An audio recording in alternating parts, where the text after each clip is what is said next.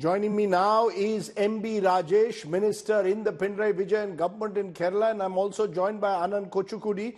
He is a senior journalist based in Kochi. I appreciate both of you joining us at the moment. To you, MB Rajesh, the death toll has crossed 100, and even more worrying is reports that at least another 100, 150 could be still trapped and have not been reached by the army. Can you give us what you're picking up, what the government is picking up, sir? Yeah, it's a heartbreaking tragedy happened in Wayanad in the early hours of today. I think this is the biggest tragedy in the recent history of Kerala. The death toll is now 170, and we are afraid that it may go up. All possible efforts are being made by the government and various agencies, including police, NDRF, Fire Force, Indian Army, Air Force. All agencies are working together to save the lives of people. Rescue operations are going on a war footing. The government, a team of 5 ministers have already reached Wayanad. They are coordinating the rescue activities. Honorable Chief Minister is closely monitoring the rescue operations in Wayanad. He is present in the CM's office. He's closely monitoring the disaster management. The entire state machinery is working to coordinate the rescue operations. Because, you know, Rajesh, this is not the first such instance in recent years. Flooding has taken place. Kerala has been badly hit in recent years by floods. These are very eco-sensitive areas, and landslides are becoming more and more frequent. Completely caught unawares, unexpected by this heavy rainfall and the tragedy, presumably, Rajesh, could there have been any efforts made to evacuate people as the rains were pelting down?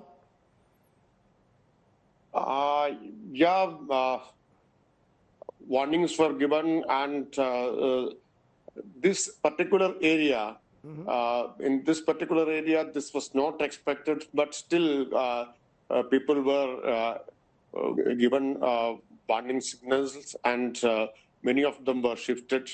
Now the local bodies have initiated relief camps. I think more than 250 people, more than 400 people have already been shifted to relief camps. Anand Kochukudi, you know, the point I made just now with Rajesh, this is not the first such instance in recent times. We are seeing flooding, landslides becoming more and more frequent. Some are, of course, linking it to climate change. But are the people in these areas simply being caught unawares time after time, monsoon after monsoon, living in these eco-fragile mountainous areas? Yeah, you know, it's a case of, Kerala being ecologically very sensitive in certain regions. The Wayanad district, for example, is one, the entire Wayanad district is an ecologically sensitive zone, but then quarrying and mining goes unabated. I'm sure the Honorable Minister, my friend Mr. Rajesh, would know, would be able to give some idea about that. But then I don't want to make it an issue today, because today, the people are, we are still getting, the bodies we are still unearthing bodies, and the death toll is going up. As of now, it's 120, and it's expected to go up by quite a bit, because, from the point of the landslide, the water has reached 90 kilometers downstream to Chaliar River, which is 90 kilometers away from the origin of the landslide. So that means this is going to be the biggest ever landslide that has hit Kerala, and this is going up. I mean, in the last 7 years, there have been, the last 7 years has seen a lot of landslides in Kerala, and 60% of the landslides in the whole of India was reported from Kerala in the last 7 years. But I'm not sure if our governments are waking up to the sensitive, that the fact that Kerala is ecologically too sensitive to be allowing quarrying and mining and giving too much thought to development activities. Mr. Rajesh, the Prime Minister has said that he will give all help to the Kerala government. Is your government in touch with the centre? I know the army is fully involved in this operation, NDRF. So is this a joint state-centre operation that's going on at the moment, the coordination that is taking place? Is there perfect coordination, no complaints on either side? Yes, of course, we are in touch with the union government, and this is an hour of crisis for us, and we need support and help from the union government. We had sought Army's help. Our Army team has reached the sites. They have constructed a temporary bridge, and that has helped us in rescuing people from that worstly affected areas. Air Force choppers have already reached Wayanad. They are carrying out rescue operations. So now there is a proper and effective coordination between the union and the centre.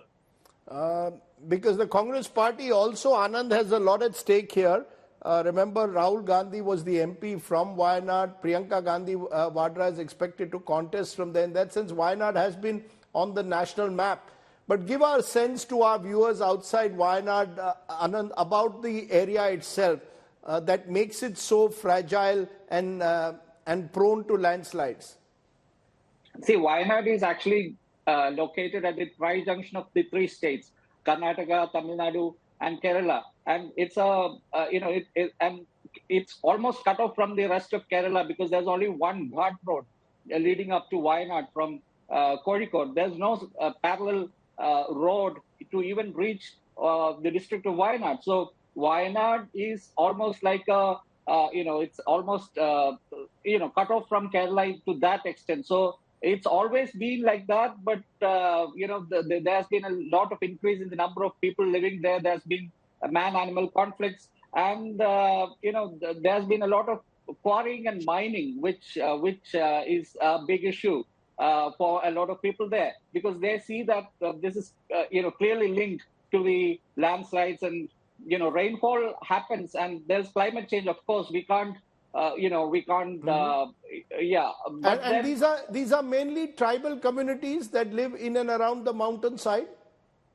Of course, there are tribal people, but these people have been outmanned, or there's been a lot of migration from the rest of Kerala to Wayanad. A lot of people from Kottayam, for instance, for Kottayam district, they have now settled down. So there are more settlers than tribal people in Wayanad these days, and I would say that there are more people from Kottayam in Wayanad than people of Wayanad themselves. MB Rajesh, what is the biggest challenge that your government at the moment is facing there in these rescue operations? Presumably there's another, we are told, a red alert that has been sounded for even more rain in the area, which makes the rescue even more difficult. The biggest challenge is the terrain of Wayanad. It's a very difficult terrain, and it is extremely difficult for rescue workers to reach the place, and even the Army and NDRF are facing this challenge there in Wayanad. And apart from this, the bad weather and continuing rains are also a big challenge in rescue operations. As you said, red alert is being issued to 6 districts in the northern Kerala, including Wayanad. So these are the challenges we are facing in rescue operations. But despite these challenges, rescue operations are being carried out in an effective manner. All the agencies are working together there, including Army, Air Force, State Police, and NDRF and various other agencies. This is also, Anand, of course, the tip of the Western Ghats. You mentioned that this is the tri-junction of Kerala, Tamil Nadu and Karnataka. It's also the end, in a way, of the Western Ghats itself, extremely eco-sensitive area. How is it? How are people in and around Kerala seeing what's happening at the moment as the death toll mounts? Presumably, there are people, as you said, living in Wayanad who've settled from different parts of Kerala. So this is not just a tragedy of Wayanad, it's a tragedy across Kerala where families must be affected from different districts. It's Rajdev, it's a very sad state, because a few months ago, there were a lot of man-animal conflict issues that were being reported. There were people getting trampled by under elephants, and people being devoured by tigers. And it's a sad state for the people of Wayanad because it's either, they're caught between the devil and the sea, because, they are getting, their livelihoods are affected. Their survival is, under question. And now this landslide, it completely turns, their life around. And Right. their savings, everything is lost. And I cannot, I can't imagine the state they're going through, and I cannot, express my, I can't empathize with them more than, I don't know how to explain and how to express my feelings, but it's such a sad state of, affairs for the people of Wayanad. I would say that, more than Priyanka Gandhi or Rahul Gandhi, of course, it would put the constituency on the national, map. But I would suggest that somebody hailing from Wayanad, an MP from Wayanad itself, representing Wayanad, would be the ideal scenario, because in many instances the MP is totally missing, and there are only just 3 assembly constituencies in the district of Wayanad. So whether or not Priyanka Gandhi contests there, I think it's almost decided. But then it would help people more if the MP was more available to them. Well, at the moment, our thoughts, prayers are with the people of Wayanad, with the people of Kerala. MB Rajesh, we wish your government the very best in all the efforts that they will make over the next few days. I know it's not easy. And our thoughts with all the people who are suffering at the moment there in Kerala. This is a tragedy of great proportion, and one where your heart breaks to watch some of the visuals that have been coming through all through this day there in Wayanad. MB Rajesh, Anand Kochukudi, appreciate both of you joining me here on the show tonight. Thank you, Rajdeep. Thank you, Rajdeep.